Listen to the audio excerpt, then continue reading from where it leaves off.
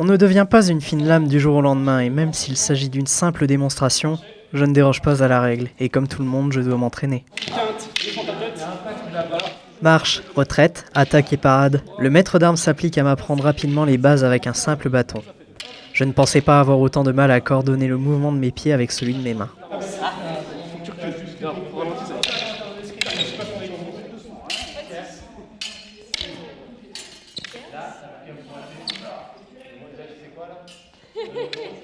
L'envie de revêtir mon costume a été plus forte que moi. Je me suis présenté à la seconde séance en véritable bretteur.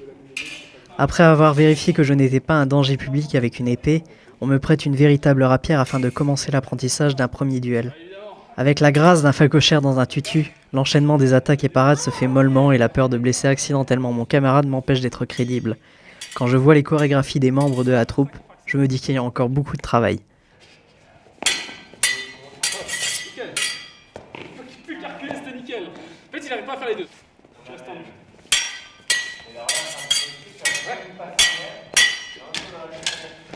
Ouais, faut que directement, tac. Limite, tu me shootes dedans. Hein.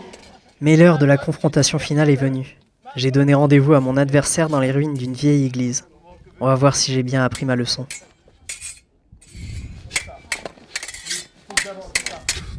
Avez-vous aucun honneur? Je ne tue pas un homme désarmé, prenez votre arme.